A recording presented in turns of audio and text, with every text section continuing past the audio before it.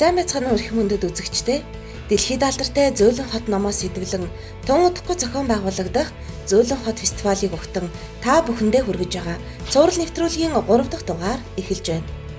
Алдарт архитектор хот төлөвлөгч Дэвид Сим Монголд айлчлан ирж өөрийн үнэт зөвлөгөө, номтой холбоотой мэдээлэл хуваалцах цагч мөн ойрцоор.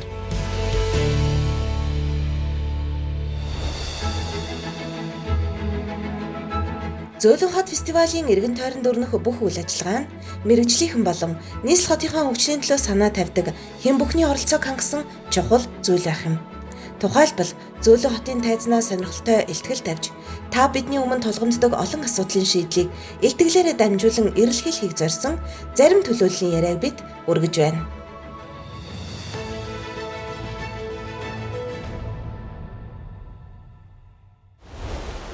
Ер нь бол хот бол өөрөө хүний бөгнөрл.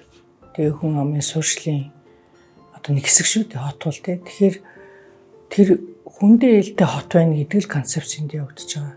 Товчоор хэлэх юм бол тийм учраас энэ soft city гэдэг номыг Зөөлөн хот гэдээ орчуулсан нь одоо яг манайх энэ хот бөгнөрчөд байгаа толгомцсон асуудал байгаа энэ үед бас нэлээд чухал хэрэгцээтэй юм мэдээлэл болж байгаа болов гэж бодож байгаа. Тэгэхээр хотын ерөнхий концепцийн асуудлыг, хотын асуудлыг бүгдээрээ мэдчихээж, хамтарч байж энэ асуудлыг шийддэг, жижиг том гэлтгүй бүх асуудлыг шийддэг. Тийм учраас зүгээр миний харж байгаагаар бол энэ арга хэмжээ зохион байгуулагдсанараа энэ мэдээлэл нь бол илүү өргөн хүрээтэй болоод олон түмэнд хүрэх юм бол магадгүй энэ бидний өмнө тулгамдаад байгаа хотын энэ олон асуудлуудыг шийдэхэд нэг соёнгийн гэрүүлэх ажил болов уу гэж би ингэж бодож байгаа тийм. Тэгэхээр ер нь хот бол өөрөө оршин суугчид нь бол хамгийн гол үүрэгтэй байдаг. Тэгэхээр нэг оролцооны асуудлыг би ярих айгүй дуртай. Яагаад гэвэл хүн амын дийлэнхийн яг жирийн иргэд байж байгаа хотын оршин суугчид нь өөрөө тэрийг удирддаг засаг захиргааны нэгжүүд байж байгаа тэрийг төлөвлөдөг мэрэгчлийн хүмүүс байж байгаа тэрэнд хөрөнгө оруулдаг хувийн хвшлүүд байж байгаа. Энэний бүхний цаанд бүгдээрээ хүн байж байгаа тийм. Тэгээ энэний төлөө бас явж байгаа ийм бас төрийн бус байгууллагууд олон нийтийн итвэх санаачлагууд байж байгаа. Ер нь товчоор хэлэх юм бол бүгдээрээ яг энэний төлөө хамтарч оролцож иж хотын толгомцсон асуудлыг маш энгийн огт мөнгө төлөхгүйгээр ямар ч зардал гаргахгүйгээр өөрчилж болох боломжууд байдаг юм шүү. Тийм учраас оролцоотой хөгжил гэдгийн талаар би бол ярихаар ингэ төлөвлөж байгаа. Тэгээд 2006 онд би анх удаа гэр хорооллын хөгжилд олон нийтийн оролцоо гэсэн олон улсын ийм чуулганыг Монгол зохион байгуулж исэн санаачлал 3 өдрийн нэгдсэн үндэсний байгууллага засгийн газартай хамтраад тэрнээс хойш болж байгаа бас нэг том чуулганы нэг юм болов гэж ингэж харж байна. Тэгээ энэ фестивал ерөөхдөө бид нэр зохион байгуулах ёстой. Яг тэгэхээр энийг маш олон юм фестивалууд байгаасаа гэж хүсдэг. Яг тэгэхээр өнөөдөр манай Улаанбаатар хотод тулгамдж байгаа асуудлууд маш их байна. Иргэдийн дуу хоолой маш сул байна. Нөгөө талаасаа иргэдийг хотод оролцуулах, иргэдийн тэр оролцоог хангах тэр асуудал өөрөө маш юм хүмүүгдмэл байгаад байна. Тэгэхээр өөрөөр хэлэх юм бол нэг талдаа хотын захиргаа, нөгөө талдаа иргэд ингээд юм хоёр талд болцоход байгаа юм шиг тийм. Эсвэл юу гэдэг зөвхөн хотын захиргаа, хотын дарга нь хотыг хөгжүүлэх ёстой юм шиг ийм ойлголтууд яваад байна л да. Тэр өөрөөр хэлбэл бид нэр энэ нийгэмд ерөөсөн юм зөв ойлголтыг эхлээд өгөх ёстой байна.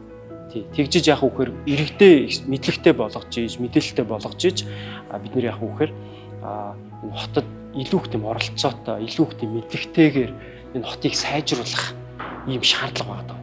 Тийм учраас бид нэр ийм фестивалуудыг ерөөсөө маш олныг ингэж зохион байгуулах юм шаардлага байна.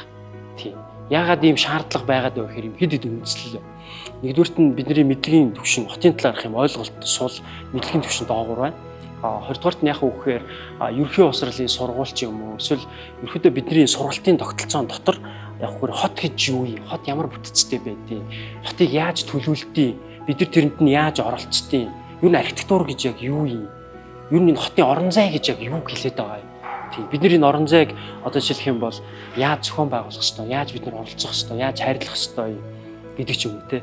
Ийм асуудлуудыг бид нар өнөөдөр энэ танин мэдснийхаа үндсэн дээр энэ хотоо өөрсдөө бүтээх, өөрлөлцөө оролцоотойгоор бий болох ийм юм шаардлага байгаад байгаа. Тийм учраас бол бид нар ийм фестивалуудыг бол байнга хийж явах хэрэгтэй гэж би бол тэгж боддог.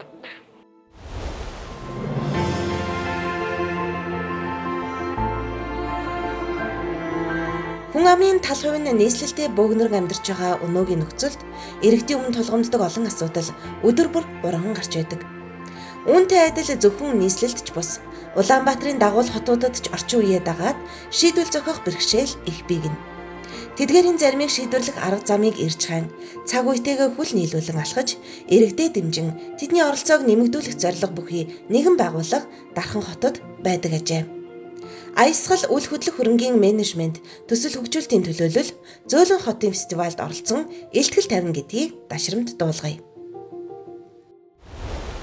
Одоо Монгол улс ч юм болохоор хөгжингүү орнуудыг бодвол одоо гэдэг нь хот төлөвлөлт болон хөрөнгийн менежмент за ашиглалт талаас гэдэг юм бол нэг 60-аас 80 жилээр хоцорчод яваад байгаа байхгүй гэж үзэж байгаа. Одоо бид нар бол судалгаагаар ингээд харахаар ер нь бол нэг 60-аас 80 жилийн хоцрогдолтой. Тэгэл дандаа гадагшаа явахаараа нэг ийм юм хийчих юмсан тий. Яг хүн ингээд амьдрахад бол айгүй эвтэйхэн байд юм биш гэд. Яг тэрийг ингээд ирчгт нэгээ сайхан цоглуулад нэг номонд оруулаад тэгээ бид нэр тавьчраад ингээ гарын авлага болгоод өгсөн санагддаг байхгүй. Тийм учраас бид нар одоо ингээ Зөөлөн хот номыг бол яг ажилдаа ингээ байнгын гарын авлагаар ашиглаж байгаа. Тэгэхээр надад бодлоо юу гэж санагдаж байгаа гэхээр энэ фестивал бол одоо ингээ бүх талын барилгын болон хот төлөвлөлтийн бүх талын ингээ оролцооны байгууллагуудыг оруулж ирэх гэж байгаа. Тэгээд дээрэс нь тэгвэл хотоо байгуулалт талаас ингээ оролцлоо гэхэд дараа нь хот ашиглалт талаас барилга ашиглалт талаас хотхон ашиглалт талаас бас одоо бид нар бол оролцож ирэх гэж харж байгаа. За тэгэнгүүт чи эн чинь бол хот байгуулалт гэхээр ингээд дандаа ирээдүйн талын юм хараад байгаа юм шиг харагдавч бид нар дахиад өмнө нь байсан хотоо бид нар яаж бас дахиад өөрчилж гоё болгож болох юм. Яаж бид нар одоо хуучин байсныгаа сайжруулж болох юм гэдэг талаас нь бас оролцож байгаа. Тэгэхээр надад бол хуучныгаа яаж сайжруулах юм, шин дээрээ яаж хамтарч ажиллах юм гэдэг талаасаа энэ фестивал хийгдэж байгаа. Учраас надад аюу таалагдж байгаа. Тэгээ бид нар ч гэсэн бас яг тэр талаас нь оролцож байгаа.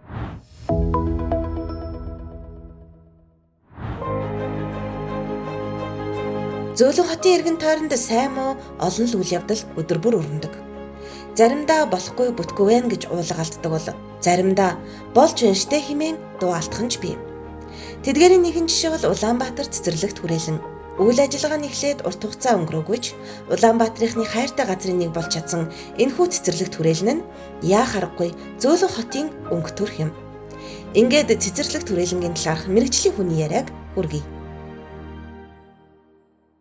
Анхны концепт санааг бол ер нь түүхэн хотын ой санамжтай илүү уйж ахин төлөвсөн нь зөв юм байна гэдэг шийдлээр одоо энэ байгаа урагшаа болон хөндлөн тэнхлэхүүдийг нь хിവэр нь авч үлдээд энэ яагаад тэгэхээр өөрөө энэ манай Улаанбаатар хотын бас нэг ой санамж учраас энийг нь хിവэр нь хадгалж үлдээд гэхдээ цагийн явцад одоо ингээ Улаанбаатар хөгжиж байгаа учраас нэмэлт тэнхлэхүүд нэмэлт орц гарцууд хажуудлын гудамжууд хөгжиж байна, явган замууд хөгжиж байна, машин замууд хөгжиж байна. Тийм учраас эдрийг нэмэлтээр холбох шаардлагатай бас нэмэлтийн хэлхүүдийг хольж гаргаж өгсөн. Тийм болохоор яг үндсэн тэнхлэг үндсэн одоо энэ туг байгаа талбай эдгээр маань яг хэвэндээ байгаа. Ерөнхий одоо шинээр баригдаж байгаа Шангрила ч юм уу те Игданы гүрнээс бууж ирж байгаа хүмүүс энэ цэцэрлэг дундуур яаж товчилж өнгөрч болох юм те өнгөрөх шаардлага байгаад байгаа юм.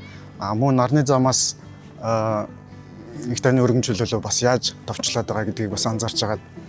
Энд нь тааруулсан бас нөгөө хөдөлгөөнийг нэмж одоо төлөвлөсөн байгаа.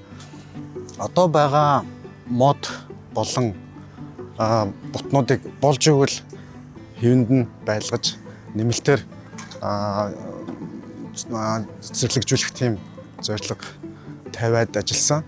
Мөн дээр үед одоо урд хэсэгт хуучин стадион байсан хэсэгт бас жижигхэн байгалийн жижиг нуур байсан гэж судалж олсон. Гэхдээ тэр маань өөрөө яг нэг хүн хэрэгэлдэг гэхээс илүү газрын хөрсний одоо голын голдрогын нэг хэсэг байсан юм байл. Тэндээс бас химэл нуурыг хийх санаа төрөөд энд химэл нуур хийж өгсөн байгаа. Ерөнхийдөө тэнхлэхүүдэд дагаад энэ талбайнуудаа бүсчилж явсан байгаа. Жишээлбэл бүгдийн тоглооны талбай, цэвэр яг нөгөө ургамал биотоп хийх ургамал тарих талбай. Дээрэс нь амьтдад ч гэсэн мөн зориулаад зугаалах талбай. Тэгээ олон нийтийн одоо арга хэмжээ зохиоход хуучин бол Хүүтийн парк дээр элдв чуулга нөгөө тоглодог тийм жижигхэн тайз байлаа шүү дээ. Тэрийг ч гэсэн бас орчин үеийн маягаар энд дахин шингээж өгөх гэж зорьсон байгаа. Жишээлбэл бид нар ингээ хуучин паркийг нэг юм хашаагаар төсөөлдөг байлаа шүү дээ. Хашааны цаана орж иж парк. Одоо бидний зохиосон концепт дээр болвол илүү гудамжтайгаа харьцаж явах хэрэгтэй. Гудамжтайгаа нийлэмжтэй байх хэрэгтэй гэдэг тиймэрхүү концепт байжсны үүднээс ер нь бол хашаа хийгээгүй. Тэрний оронд энэ зүлгийг одоо төвшингийн дээшлүүлж, мод бутыг төвшингийн дээшлүүлж хаших маягаар илүү байгалийн аргаар нь хашихаар тэгж төлөвлөсөн учраас тиймэрхүү жишээнүүдийг бол гадны жишээнүүдэд бол их байдаг. Тэгэхээр судалгаанд хамгийн одоо их жишж хийсэн зүйл бол сайн энэ гудамжтай паркийг хэрхэн харьцуулах вэ гэдэг. Мөн одоо энэ гол орцуудыг жижигхэн юм хаалгаар хийх биш, илүү том талбайгаар хийж өгöd тухайн талбайгаас хүнээ одоо парк маань өөрлөгөө одоо угтаж авдаг тиймэрхүү аргуудыг хэрэгэлсэн байгаа.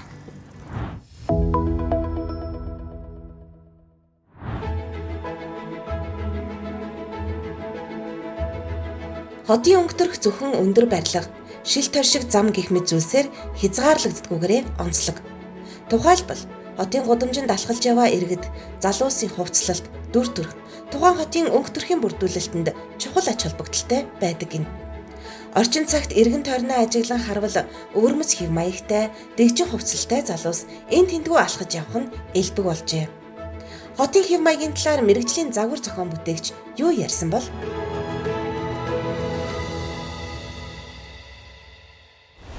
Хот хөгжих тусам мэдээж хэрэг хот хэр гоё хөгжиж гоё болох тусам одоо тэрний хэмжээгээр мэдээж хэрэг амьдралын хэв маяг, тухайн хүний ажлынх нөхцөл, тэгээд бас хувцлалт гэх бүгд дагаад өөрчлөгдөнө. Залууч илүү тав тухтай, илүү бас загварлаг хувцсуудыг сонгох чиг хандлага руу орж ирнэ. Хот илүү гоё өнгөлөг болох тусам үүнийг дагаад бас бүхэл одоо ер нь ард иргэдийн ганцхан залуус ч гэлтэггүй бүх хүмүүсийн хувцлалтын хэв маяг ч гэсэн өөрчлөгдөд явдгийг бид нараа мэдээж хэрэг бусад улсуудын жишгээс тод харж байна. Манай Монгол залуучууд маань одоо яг ингээд бас яг хаврын үед, зуны үед, өвлийн үед гээд намрын үед яаж хувцалж байгааг бас харж байна. Тэр яг нөгөө нэг яг орчиндоо л тааруулж хувцалж байгаа гэж би хардаг. Тэгвэл манайхан одоо ингээд өөр улс руу гадагшаа ингээд явахаараа хамаагүй цэмцгэр, хамаагүй одоо гоё өнгө төстэй ингээд гоё хувцлаа явдаг шүү дээ, цэвэрхэн харагддаг. Царай зүсэн ч өнгөлөг болоод ирдэг. Тэгэхээр хотын хөгжил маш чухал хувцлалтанд. Одоо бол илүү л Азийн соёл руугаа одоо тэр жишээлбэл Япон, Солонгос тал руугаа илүү тэр залуусыг дуурай хандлага илүү орж ирж байгаа. Ер нь гэхдээ Солонгосын загварын чиг хандлагыг одоо дэлхийд даяараа дуурайж эхэлж шүү дээ, тий. Тэгэхээр одоо мэдээж хэрэг энэ их сошиал энэ онлайн ертөнцийн хөгжсөн үед бол мэдээж хэрэг залуус маань тэрийг хараад илүү тэр тал руу хөгжиж байгааг бид нар харж байгаа. Гэхдээ манай Монгол залуучууд маань уг нь бол мэдрэмжтэй, бас нэг өөртөө энийг зохин зохихгүй гэдгээс айгу сайн мэддэг, маш ойлгоцсон хүмүүс гэж хардаг. Тэгээд тэн дээр нь одоо жоохон л одоо юу харагдаад байт юм да. Энэ хотын энэ гоё өнгөцтэй байдал те энэ бас амьдралын энэ хэв маяг, амьдралын бас төвшин бас их нөлөөлдөг санагддаг. Тэгээ тэр нь сайжраад эхлүүл мэдээж хэрэг манай залуучууд тэрийгэ дагаад ч гэсэн гоё сайжраад явцгаана.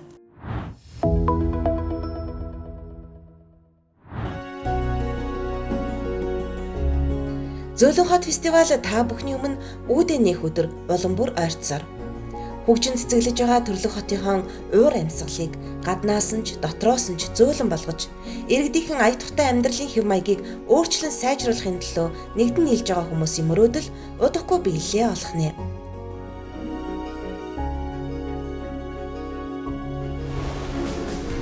Зөөлөн хот фестивалийн хүрээнд зохион байгуулагдаж байгаа уралдааныг барилга архитектур, хот болон бүс нутаг төлөвлөлтийн мэргэжлэр сурдаг оюутан залуусын дунд зарлаад байна.